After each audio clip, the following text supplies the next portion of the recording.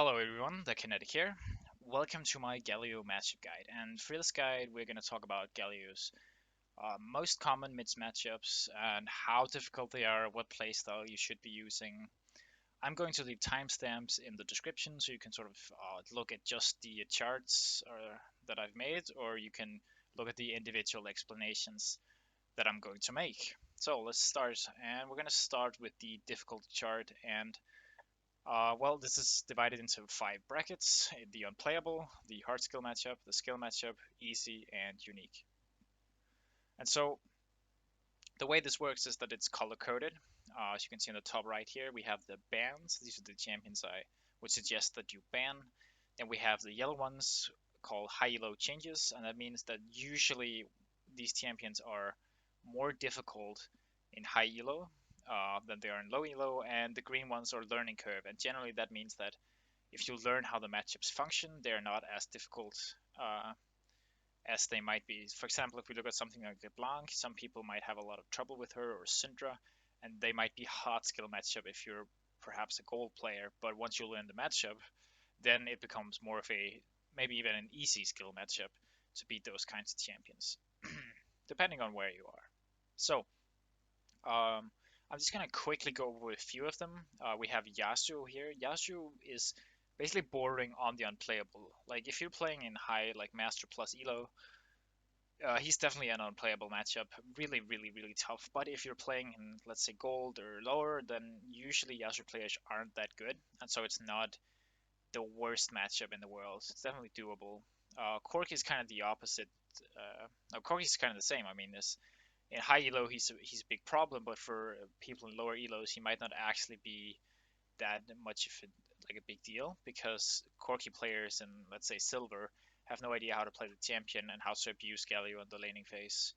Um, and let's see what's here. Then we have the Silas here.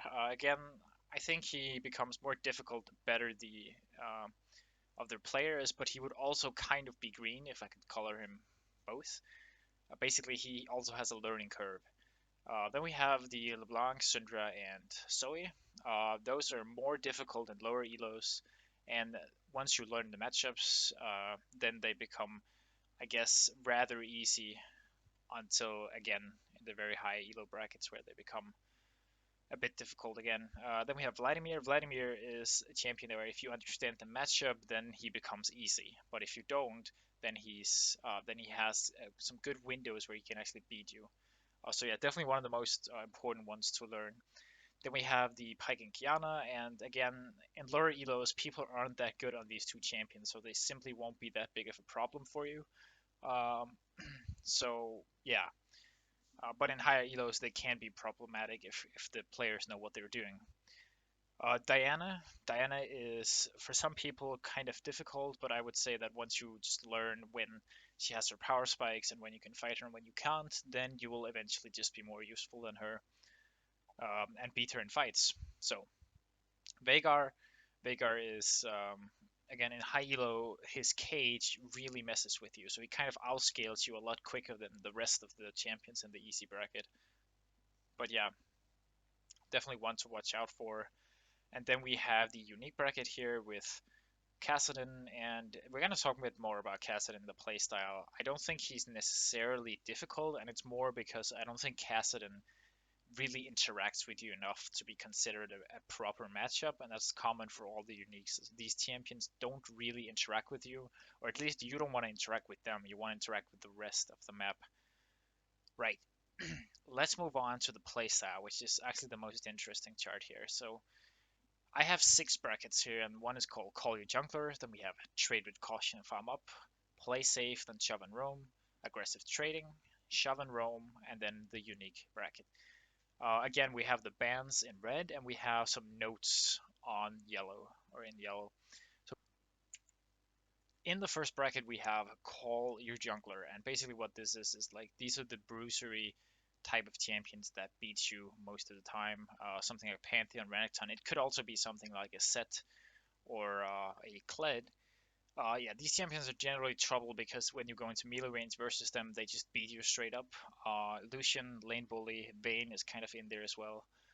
just, there's nothing you can really do to CS. And Yasuo, again, Yasuo isn't unplayable, but that's more because like it requires a good Yasuo player to actually really bully you like a Lucian would. But yeah, so generally speaking, you want to call your jungler. I think generally speaking, I go for Aftershock in those, and then for the ranged ones plus Yasuo, I go for Dark Harvest. And I recommend you get Ninja Tabi first item, or even Seeker's Arm Guard, depending on what you need. Sometimes both if you really have trouble with the matchup, and then transition into a normal build somehow. Yeah, just call for a jungler. Don't be afraid to lose maybe a few CS. And if you're down 40 CS but you haven't died, then that's a win in my book. Uh, so now we move on to the trade with caution and farm up. And in this bracket, we have champions that have kill pressure on you, but you can actually still farm and you can stop them from killing you. So for Nocturne, it's basically just you just gotta have to let him push because you can't really stop him in melee range.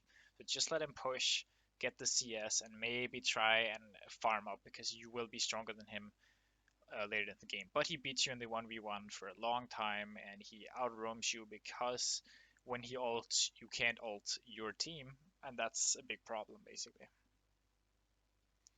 Then we have the Aurelia and Talon and Set to an extent. They're basically champions that want to go in on you, but you can actually sort of cancel them out with your E, with your W. Set especially, like a lot of people have trouble with Set. What I like to do is, if he ever ults me, I just start channeling my W immediately. Once he appears, I release it. That gives me Aftershock proc, and he's taunted, so I can sidestep E away from him, and there's no way he kills me, ever. So for these matchups, I always go Aftershock, and I will generally go Ninja Tabi as well because it really helps if you mess up or you go for those skirmishes in the mid game. So yeah, definitely just try not to fight them too much and just farm up as much as you can. Then we have the play safe, then shove and roam. And this bracket is sort of divided up into two. There are the lane bullies, like the early game lane bullies, and then there's the scaling lane bullies. And the difference is that the early game lane bullies, which are marked in yellow, they're champions that have like the ability to poke you out of lane early. And they're not really limited by their mana pool, so they have actual kill pressure on you. While the other champions are something like a Seer, Victor, Corki, and Cassiopeia, who don't really have the mana pool to straight up kill you early, but they still have a lot of like lane bully tendencies, and they will outscale you eventually. So the common thing about these matchups is that you go for, well, first of all, you go for Dark Harvest most of the time, and then you go for Merc Treads. Generally, I get Merc Treads as my very first purchase because once you have Merc Treads, something like a LeBlanc, she can't actually kill you anymore. Same thing goes for Syndra, and Zoe and Airy. So just rush that Merc Treads, and you're gonna see some form of like the matchup gets a lot easier. You can just push and then go roam somewhere else. For the other champions, you really want to be wasting all their mana on useless stuff, and then just again try to rush the Merc Treads if you have troubles with it. If not, just go for the regular build and try and see if you can roam on them. Because after these champions gets like Lost Chapter, their mana pools increase. They become really hard to deal with in lanes. You really have to sort of snowball the game before you get to late game, and that's you do that by roaming. So we have the next bracket here, and that is aggressive trading, and this it's also kind of divided in two. We have the first five here, and those are the melee AP matchups basically. And what you want to do in most of these matchups is you want to just start E, and then you want to use your Aftershock to just keep beating them over and over. When they go up for CS, you just E auto with your Aftershock and passive, and it just outtrades them every single time. And you just keep the pressure. You pummel them down, like use the big brain combo, right? You just smack, smack, smack, smack, smack, and they just, there's nothing they can realistically do about it. Fizz, I recommend you do the reverse E, so you E towards your tower, so that if he dodges it with his own E, then he's wasted, I don't know, 100 mana or whatever it costs, and a long cooldown, and you can just do it again and again and again. So yeah. Katarina, something I would recommend is don't use your E and your W if she has not committed. Like you can use E to harass her and you can use Q and auto, but don't ever use your W because if she returns fire and goes in on you and procs her Conqueror, which heals her a lot, it's a big issue for you. So always hold on to W if you can. Now for the next two here is Pike and Kiana, and what I would say is that these champions, by using your reverse E, you can kind of beat them early on. But you gotta be really careful because these champions can snowball. So I would still say be very aggressive. They don't have, like, Pike doesn't have the pushing power to match you. Kiana doesn't have the mana pool to match your push. So you can just keep trying to beat them over and over. And these are champions where you have to see if you can try and counter gank because they will be roaming a lot. So keep that in mind. But yeah, generally speaking, just be aggressive, put a lot of pressure on them, make sure they lose CS and you get a lot of CS, and then eventually you're going to be useful and they will fall off at some point. Uh, Maybe Pike won't fall off, but you know, that's just Pike. Then we have Silas and Vladimir, and these are the champions where I always buy Hextech Revolver as my first item. Uh, Unless, of course, with Vladimir I go Dark Harvest. Sometimes I will go for Spellbinder first, but still, you want to rush AP versus these champions because you have actual kill pressure on them, but you only have it for a limited amount of time. When these champions get a lot of CDR, they become healing monsters, and so you can't kill them. So I recommend that with Silas, you just do the same thing you did with the others. Make sure to back once you have your Hextech Revolver, um, and then you can keep doing it until he has probably Lost Chapter and I don't know, Hextech Revolver or something like that. Then he starts beating you basically, and you just have to farm until you outscale. Then we have Vladimir. Vladimir, you want to play kind of safe in the early game, and then once you get level 3, you want to start pummeling him really hard. Especially once you get AP, and he doesn't really have much, then you just beat him every single time. So the way you do it is you just E towards him. If he pulls your E, all you have to do is start channeling your W, and you will catch him in the taunt. And so there's really no way he can, if he ever goes into your E range, which he has to farm, then he is getting punished for it. And you can do it over and over and over. And like the matchup is super, super easy if you just abuse him before he gets too much AP. And late game, you counter him with your ult, so it's really no problem here. That's it for the aggressive traders, and then we have the shove and roam bracket. And again, it's pretty self-explanatory. These are mostly mages with limited mana pools who want to farm up, scale up, and do something like that. The only exception here is the three roaming champions that I outlined here.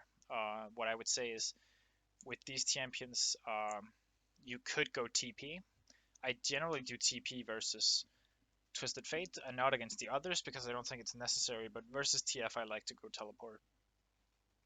But for all these matchups, I like Dark Harvest as well, and it's really important that your back timings are correct here because these are hard wave clear champions. Once they get their Lost Chapter and they just start spamming your waves, it's important that you don't lose a lot of minions while you're roaming, while you're backing.